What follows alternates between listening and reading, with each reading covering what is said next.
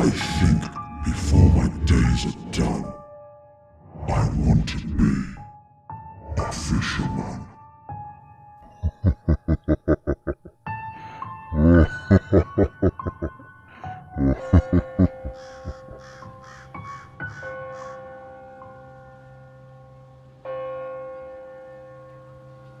I love fishing.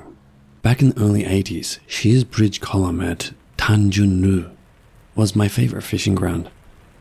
Me and a childhood friend used to row an inflatable dinghy from Marina Bay to the column at Tanjung-Ru.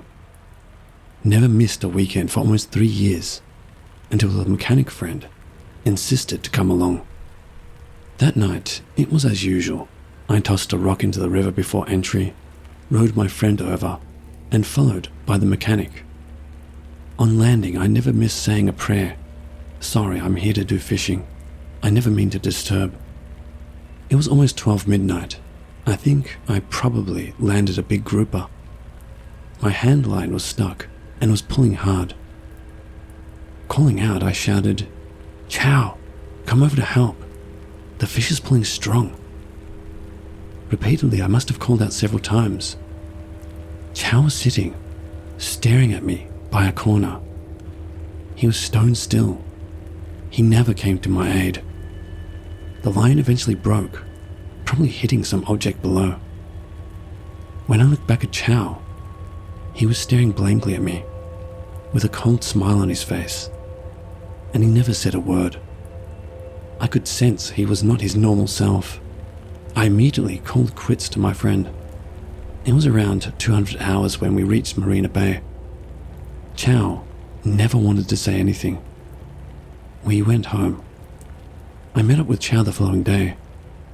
"Don't ever go there for fishing again," said Chow, who never revealed what happened when asked about the fishing night.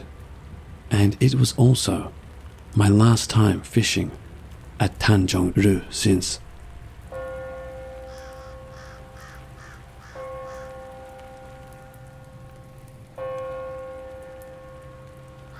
This happened when I was 17 years old. I'm 20 now. I'm from Bosnia and used to go fishing with my friends whenever I could. When the summer break began, we used to explore many rivers. Usually, we would encounter animals or people, but nothing special. Keep in mind that legal driving age in Bosnia is 18, so we would usually take a bus to the location or just walk to it. One night, me and my friends sat on a bus and went to a city not too far away. I won't be telling the name because it's a small country, and I've always had a phobia of someone from the internet finding me. Anyways, we arrived, and before exiting the bus, an old creepy drunk guy said something along the lines of, "You boys going fishing?" To which I replied, "Yes, in the lake name." He added, "Well, good luck, and I hope you catch some fish." with a really creepy laugh. Anyways, we arrived at the lake, which was very beautiful, and started fishing. At around 1:30, after we had some beers, we could hear arguing in the distance.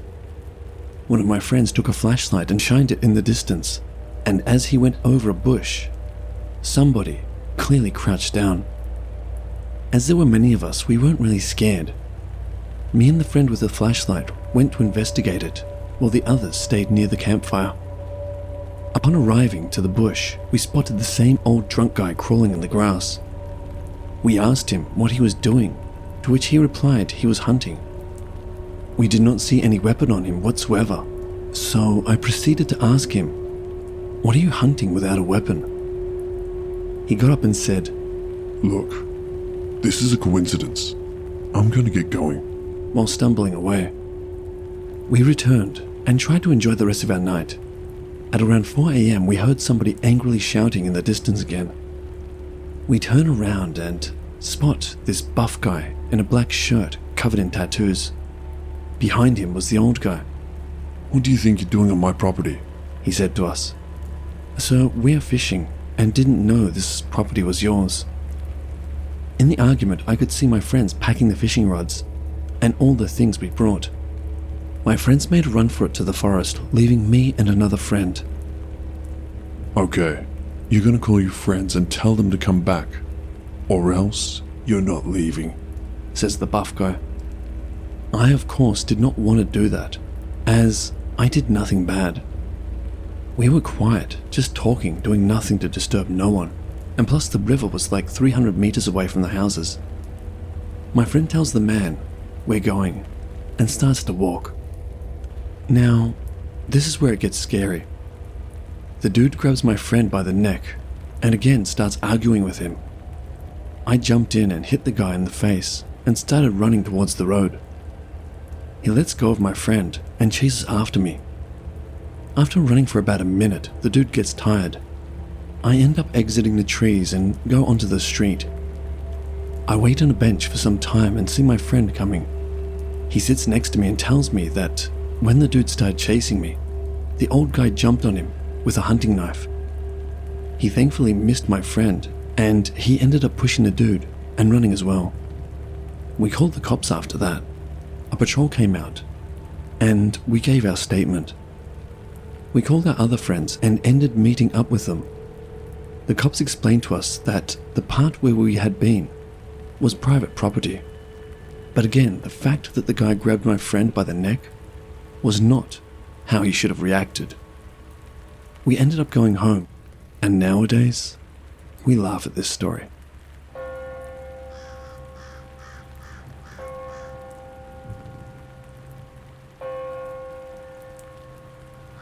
My friend's uncle loved fishing. He took it up as a hobby. Since he is around retirement age, he spent most of his time in Bedok Jetty with his khaki. That early evening he went there but was in no mood to do fishing, so he stood around looking and talking with his friends. As it was Luna's 7th month, he wanted to go home early. As he is about to leave the place, he saw an old lady holding an old-style basket walking towards the jetty. He thought it might be interesting.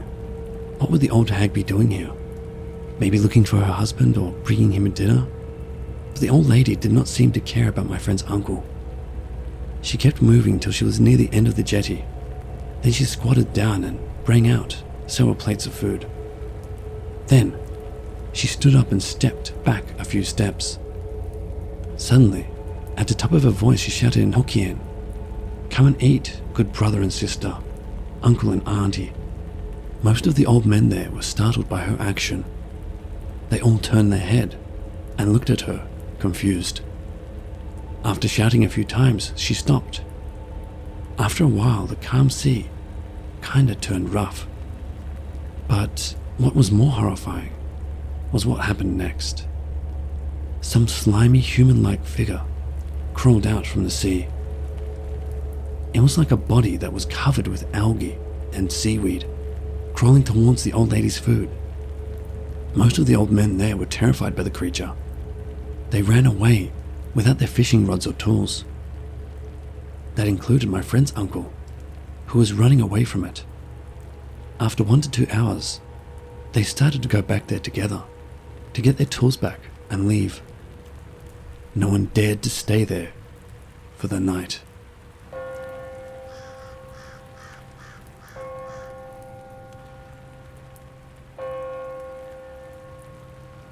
About 10 to 12 years ago, I remember going fishing with a friend around my family's property in rural South Dakota. I was 14 or 15 at the time and had my learner's permit.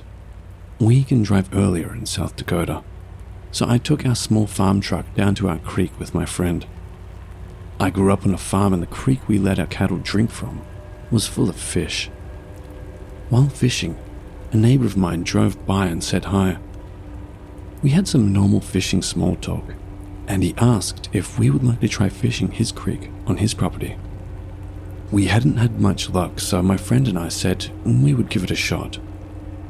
We followed him to his creek, and he told us we could keep whatever we caught if we wanted. He noticed we also had a 17 HMR rifle with us. We always have one in our truck in case we had predators around our livestock and such. He mentioned he had some badgers digging holes around his stock, and if we saw one, he would be alright if we got rid of it so his cattle didn't injure a leg walking to the water. We packed up our stuff and walked down the short dirt road to the creek. The creek was to the east of us and ran in the north-south direction. On the south side of the road, there was a hill formed from dirt when the stock dam was dug for his cattle, and the creek ran into the dam on the other side. We went to the mouth of the dam where the creek led in and fished for a while, noticing it was eerily quiet. Normally, there would be a lot of noise on a night like this. No wind in South Dakota means you will be hearing all sorts of bugs, frogs, etc. But there was absolutely nothing. We thought it was strange, but fished anyway. We were catching a lot of decent-sized fish. My friend was planning to stay at my house for a couple of days, so we decided we would keep a few to fry up the next day for lunch. To do this, we needed our net and stronger to keep the fish. Since it was a short walk, we left our poles where they were. There were no fish big enough to pull them in, and walked back to the truck quick. On the way back, we heard some thrashing on the other side of the hill mentioned earlier. This was odd because we were just on that side while fishing. When we reached the opposite end, we looked to see if a badger had been there, like my neighbor mentioned. There was nothing, but we could see where something had knocked down some cattails and other straw-type grass. What was weird was that way more seemed to be knocked down than what a badger could do, and none had been knocked down while we were on the other side just minutes earlier. Either way, we continued back to get our net and stringer. This time on our way back, we heard what sounded like a huge bird flapping around in the same spot as the thrashing. Keep in mind, the road from the truck to fishing spot is probably 100 feet if that. The only large birds we have in that area are vultures, hawks, eagles and owls. I've seen and heard all of these birds up close before. This sounded much larger, and the flapping was way more sporadic and quick than any of those birds moved their wings. It was eerie, and we started to get a little scared. We decided to hustle back to where we were fishing to try and see what it was. When we got there, however, again, there was nothing. We looked at each other and mentioned how weird it was, and joked that it freaked us out a little. Then, we noticed something had moved our fishing poles. The two poles had swapped places. At first, I thought my head was playing tricks, until I saw our lawn chairs. This confirmed something switched the poles because they were sitting near the foot of the opposite chairs now.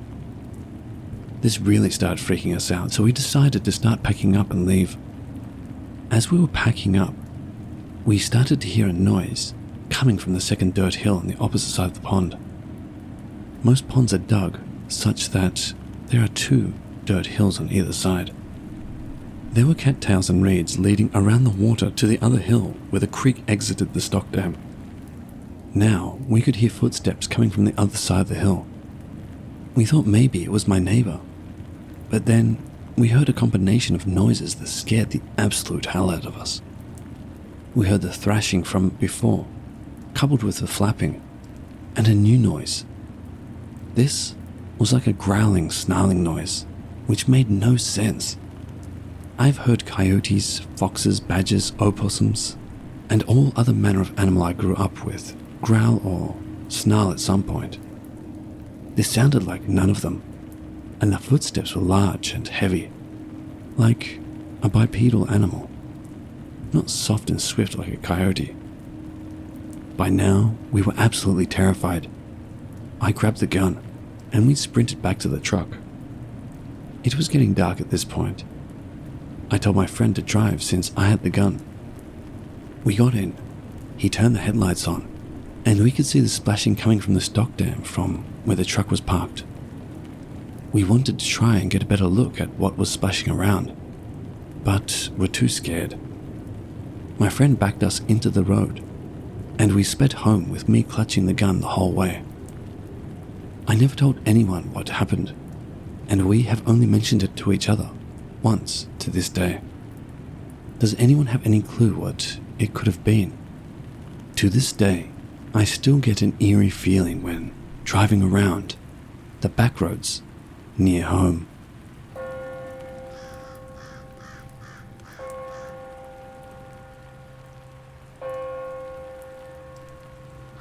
The day was Sunday, September 2003.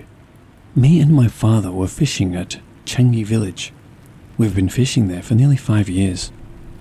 We fish for catfish and some other species like barramundi, snapper, and conger eel. When we reached our fishing spot, it was a hot sunny day. Only a few anglers were there, but far away from us. We're fishing opposite Changi Chalet, where old Changi Hospital was located. At around 6:55 p.m, a time where it's reaching to dusk, I caught a palm-sized red finer mug snapper. I was happy with the catch, so was my father, and said thanks to God for the good-sized snapper. Later, at around 7:18 p.m, it was our praying time of Maghrib. Then, I went down to the sea to take my ablution for my praying. Suddenly, a strange kind of wind blew towards my direction. After taking my ablution, I take a look at the seafront and saw a woman, dressed in white, with her face bloated with water as though, like a drowning person. She was just half a body on the surface of the water. Her hair was white, and her eyes were totally sunken white. I really didn't feel scared because she was 50 meters away from me. I called my father over, and he took a look at the sea. Something was running towards us. My father was shocked, and he quickly read some of the verses from the Quran. After that, the floating ghost disappeared from the darkness. So after the incident, we prayed, safely and peacefully. Then I met with one of Changi's pro-anglers, named Sunny. I told him about the story and he said, the one you saw is called the sea ghost, or penunggu laut.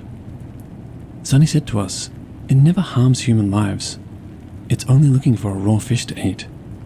That's all. Because Sunny once met with such incidents when fishing at Punggol. So I feel a bit relieved about it. But now, at present, my father and I still fish there peacefully. So those Malay legends said if you fish and caught many fish that day, you'll be facing with such an incident. I never used to believe in all those legends. Only because Changi is rich in history, that's why I believe it may be quite haunted.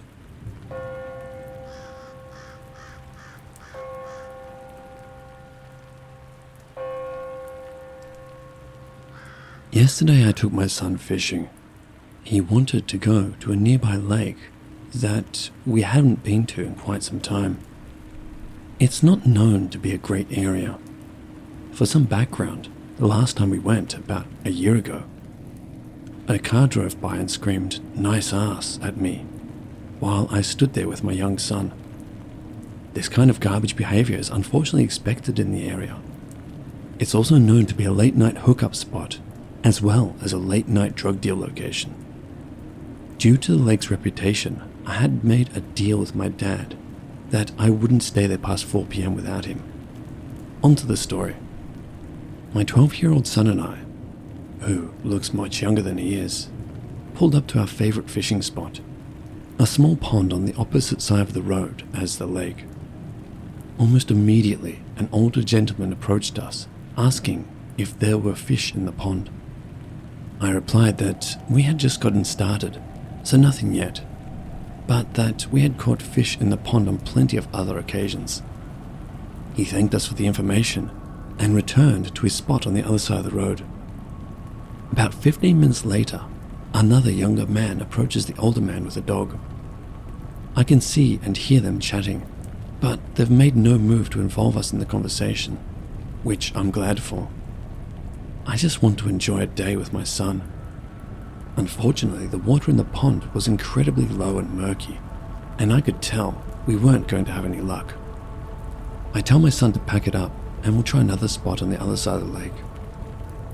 As we begin packing our gear into the trunk, the younger man yells over, "Sorry if my dog and I ran you off."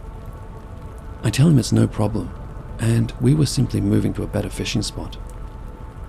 He then starts telling me how nice it is to see a mum taking her kid fishing, how you don't see that very often, etc. I get this a lot, so I'm pretty used to it. We have a short conversation about it as I pack up, and I then move towards the driver's side doors to depart. Before I can leave, the younger man starts up another conversation, this time asking me how old I think he is. This feels strange to me, but I'm nice to a fault sometimes, so I answer his question. I tell him I'm a horrible judge of age, but maybe 25? He tells me he's 38 and I'm too kind, and I laugh it off saying something like, I work with teenagers, so they always guess me well above my age just to be mean. He asks where I work, and I stupidly tell him my city. Turns out he lives there too, and starts going on and on about how he got a free apartment on such and such street because his baby mama kicked him out of their house. I think he's talking about some kind of government assistance program. Weird flex, but okay, man. At this point, I'm standing by the car door with my hand on the handle, and my son is already in the back seat.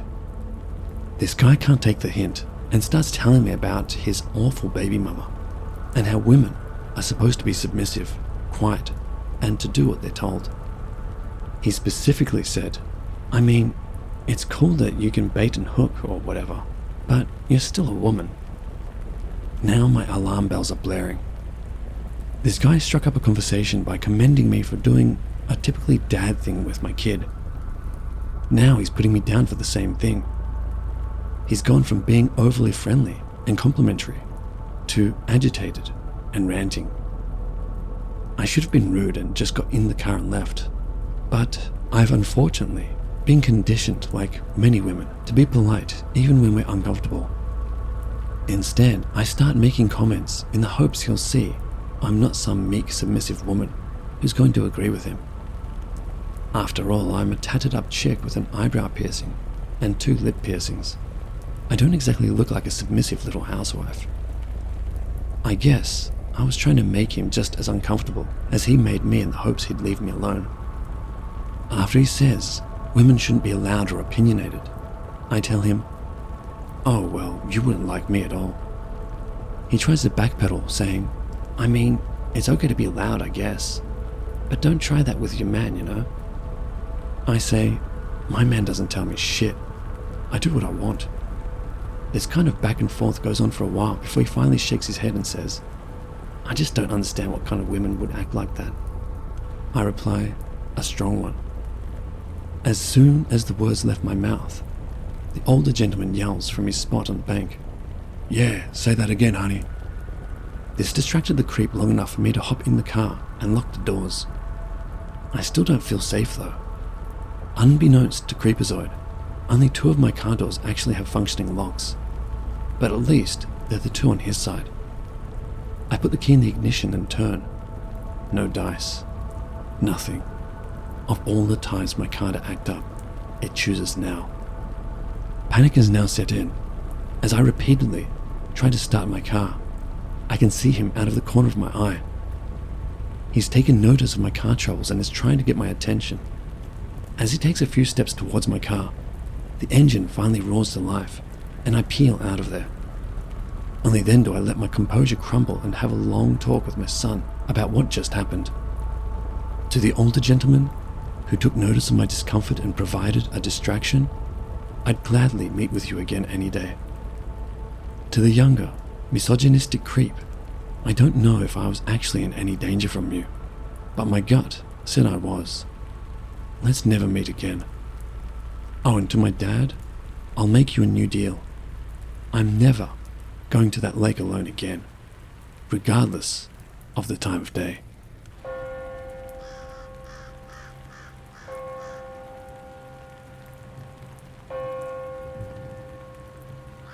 A long time ago, I got really into mountain stream fishing for a while. My friend is really into it, and I started to get interested. It was pretty fun, to be honest. We went out on the day this took place, looking for a spot to fish upstream. We went to a new river and followed it up, in through the woods into the mountains, searching for the perfect spot in an area which we had never been to. Felt like a true exploration. The river we checked out had been on our minds for some time, and it felt great to finally get out there.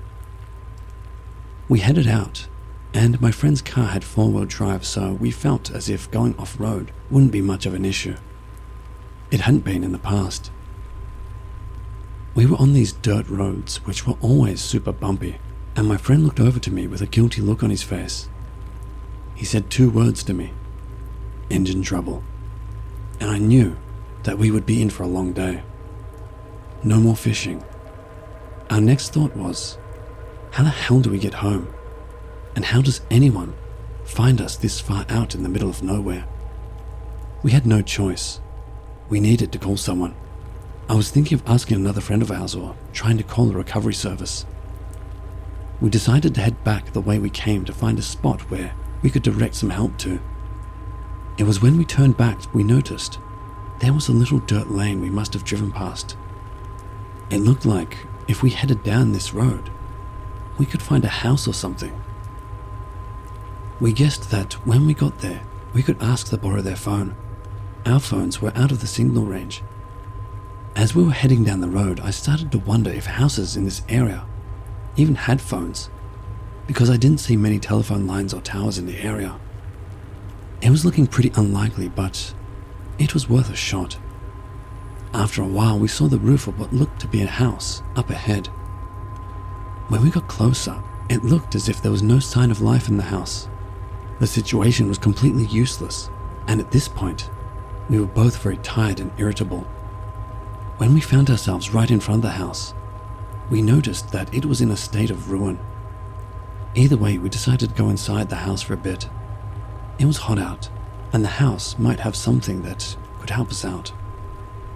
The shutters on the windows weren't locked, and when I touched one, it fell from its hinges. I looked inside and I could tell that no one was living there. It was pretty much wrecked. There were bookshelves toppled over. The stove was on its side in the kitchen. There were dirty clothes and dusty household items strewn all over the place.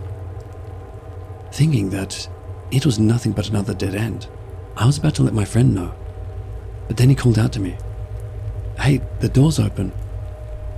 We headed inside. I mean, we came this far. We had to take a peek. The wood in the house looked as if it had been eaten by termites. There was a fireplace in the lounge. The floor was basically dirt in some areas too. We moved through the house and through a sliding door. Beyond that door, we saw a kind of workshop area with scattered bits and pieces of pottery lying around. We wondered if pottery makers lived here before. We saw something that looked like a kiln in there too. We went from the workshop to another room. It was the bathroom. The bath was filled with what looked like stagnant rainwater. We continued our unexpected urban exploration, and as my friend reached out for doorknob number 3, I felt an unexpected shudder race through me. I felt a dark sense of apprehension. The door opened to reveal an orderly-looking room. Nothing was smashed or decayed in this room. It was pristine. Even dust appeared to refuse to enter this room, as did the termites, spiders, and flies. It was untouched. The former residents must have used this room as the master bedroom. There was a bed and a small dining table. There was an empty teacup atop this table and an ashtray. In the ashtray was a cigarette butt. It gave us the impression that someone had just been in there. It was honestly pretty eerie. There was a little oil lamp next to the bed, and there was a magazine laid out there too. My friend went over to it and picked up the magazine. The whole time we were in that room, my friend and I were in silence. He held the magazine up and rotated it 180 degrees in my favor. All I could see from the distance was some article about a couple of missing people. My friend then appeared to be looking for something, and when he found it, he said in a quiet voice, 3 years ago this magazine was published. We both looked at one another. It looked as if they had suddenly disappeared or something. It was so disturbing to me, and I could see that from the look on my friend's face, he felt the same. Was the magazine left there, on that page on purpose? We froze in place trying to figure out what had happened, and why this room was free from all the destruction and decay of the others. and then almost in unison, we looked towards the closet. It was open, a tiny crack. I don't know who ran first, but before I knew it, I was racing down the stairs. My foot went through the second to last step, which caused me a great deal of pain. It didn't slow me down though, and I really didn't want to be in that house anymore. We stopped about halfway down the road to catch our breaths, and I will always remember this. My friend turned to me and said, "Something really bad must have happened in there. What kind of crazy person was living in there?" An owner of an unknown voice replied to his question before I had the chance to, and it said, I wonder if humans lived in there. We then resumed our running back to the car. We didn't dare talk until we were safely back behind a locked door. I've had years and years to think about what happened that day, and I have the following theory. I wonder if you will agree with me or not, or maybe you have your own theory. I think that room had been sealed. You know, like with a spell or an incantation or something like that. I think that was why I felt the chills and a sense of apprehension in me when my friend went to open the door. We let something out that day, and I don't know if it was human. And that's why we heard an unseen voice say, I wonder if humans lived in there. It's a pretty wild theory, I know, but hey, I cannot explain what happened in there any other way. And I have been trying to, for years.